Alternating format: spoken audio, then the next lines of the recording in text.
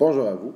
Donc aujourd'hui, capsule sur les types de diagrammes, ce qui correspond aux pages 9 à 12 dans nos notes de cours.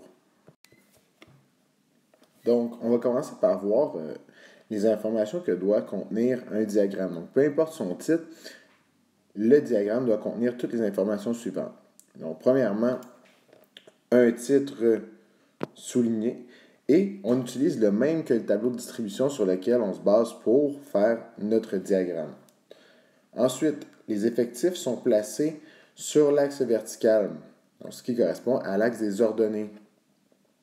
Tandis que les modalités, elles, ou les valeurs, tout dépendamment si c'est qualitatif ou quantitatif, vont être placées sur l'axe horizontal, ce qui correspond à l'axe des abscisses.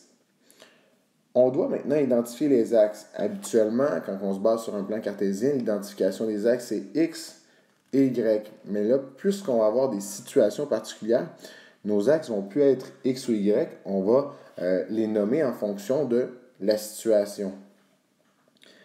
Les axes numériques débutent à 0, à moins de faire une coupure d'axe. Pour la coupure d'axe, je me permets de vous l'expliquer en classe parce que je pense que ça va être un peu plus clair qu'en capsule. Vous allez pouvoir m'arrêter et poser vos questions. Donc ça, on s'en reparle en classe. Pour ce qui est du pas de graduation, il doit être constant. Donc ça ne change pas par rapport au plan cartésien. La valeur entre chaque graduation doit être la même. Et nous, on veut que notre diagramme utilise le maximum d'espace. Ça veut dire que je ne veux pas avoir un espace vide. Je veux que mon diagramme représente la majeure partie de l'espace disponible. Donc, premier type de diagramme dont on va parler, le diagramme à bande. C'est généralement utilisé pour représenter les données qualitatives ou quantitatives discrètes. Donc, plus souvent qu'autrement, ça va être des nombres entiers. Les bandes sont généralement placées à la verticale.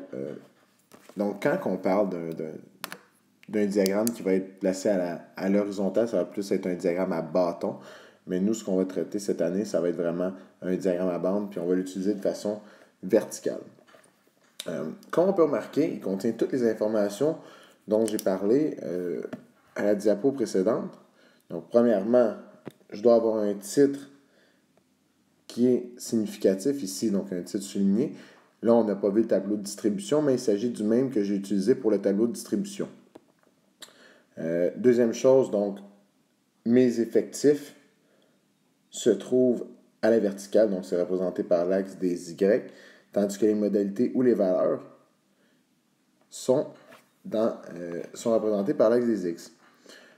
On remarque que là, c'est pas Y ni X le nom de mes axes parce que j'ai une situation particulière.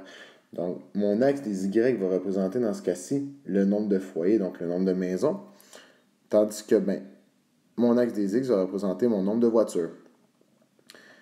Dernière chose, on remarque encore une fois que le pas de graduation est constant. Donc, le pas de graduation, dans ce cas-ci, ça va être vraiment l'écart entre chacune de mes bandes. Ici, je vois que ça correspond à deux petites cases. Deux cases encore une fois. Donc, il n'y a pas de graduation qui va être imposé.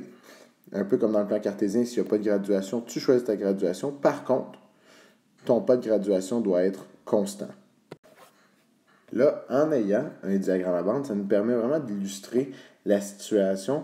Donc ici, qui correspond au nombre de voitures par foyer. Donc si je regarde la première bande, ça correspond à 0 voiture. Donc il y aurait 8 foyers. Donc si je me réfère à mon axe des Y, ici, ça correspond au nombre de foyers. Donc 8 foyers qui n'ont aucune voiture. Je passe à la bande suivante. Ceux qui ont une voiture, il y en a 19. Ceux qui ont 2 voitures, donc j'ai 13 familles, ainsi de suite. Donc beaucoup plus facile de visualiser, d'analyser la situation que dans un tableau de distribution où c'est difficile d'illustrer et de comparer chaque donnée. Petit exercice sur le diagramme à bande. On remarque que c'est le même tableau de distribution qu'on a vu en classe précédemment. Par contre, on n'avait pas fait de diagramme à bande. Là, on va se baser sur ce même tableau de distribution qu'on connaît pour faire un diagramme à bande. Première étape, je vais venir inscrire le même titre que mon tableau de distribution au-dessus de mon diagramme à bande.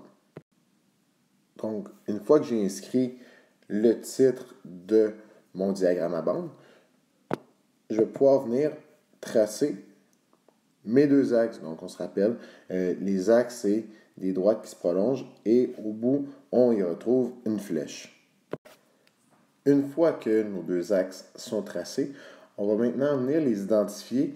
Maintenant, on se souvient, ça ne sera pas selon X, Y, parce que là, on a une situation particulière. On va identifier nos axes selon la situation. Dans ce cas-ci, mon axe des X, c'est représenté par les sports, donc qui est, dans ce cas-ci, la modalité. Tandis que mes effectifs correspondraient au nombre d'élèves qui aiment chacun des sports. Donc, on va aller l'indiquer dans notre diagramme à bande.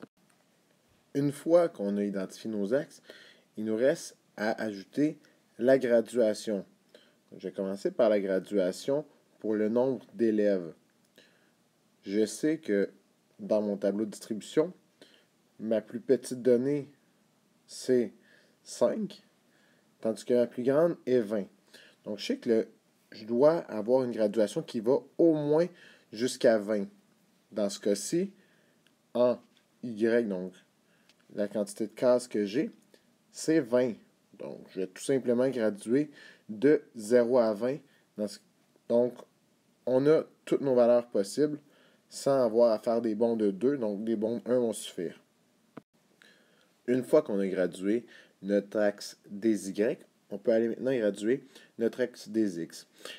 Sur l'axe des X, je dois avoir 4 graduations parce que dans ce cas-ci, on a 4 sports. J'ai compté, on a un total de 29 cases. Moi, je vais avoir 4 séparations. Donc, ce qui va faire environ 7 cases d'écart. Donc, mon pas de graduation va être environ de 7. Si je veux avoir tous mes sports répartis de façon équitable sur mon axe. Donc, première chose que je fais, je laisse toujours une case de libre en partant de la gauche. Et je vais maintenant compter 7 cases pour séparer chacun de mes sports.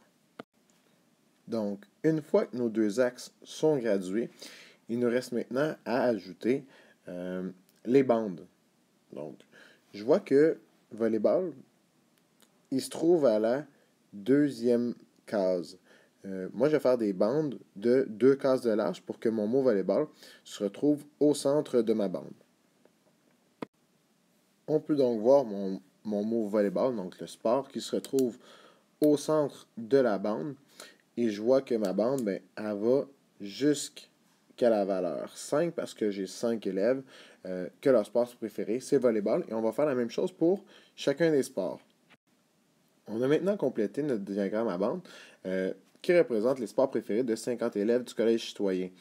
Et si j'additionne chaque bande, donc 5 plus 20 plus 7 plus 18, je dois automatiquement arriver à mon total d'effectifs, ce qui est bien 50. Donc, je sais que j'ai mis la bonne longueur de chacune des bandes. Dernier diagramme dont on va parler dans la capsule, le diagramme à ligne brisée. C'est un diagramme qui est généralement utilisé pour représenter l'évolution de données quantitatives. Ça veut dire que mon axe horizontal va toujours être associé à une unité de temps. Contrairement au diagramme à bande, les données dans le diagramme à ligne brisée sont représentées par des points qui sont reliés entre eux par des segments. Et une fois qu'on les rejoint tous ensemble, ils vont former une ligne brisée. Les diagrammes à ligne brisée suivants représentent la valeur d'une carte de hockey sur une période de 7 mois. Donc, comme on l'a écrit juste en haut, on remarque que l'axe horizontal, donc l'axe des X, est associé à une unité de temps qui, dans ce cas-ci, c'est les mois. Tandis que l'axe des ordonnées, donc l'axe des Y, représente, dans ce cas-ci, la valeur de la carte de hockey. Pour le prochain cours, j'aimerais que vous fassiez l'exemple suivant. En fait, pas nécessairement obligé de le faire au complet. J'aimerais que tu gradues tes axes, que tu les identifies et que tu écrives le titre de ton diagramme à ligne brisée. Pour ce qui est des points, on va y revenir ensemble en classe. Juste m'assurer que ta graduation est correcte avant de tout rentrer les points et de les relier. Donc, sur ce, bonne étude.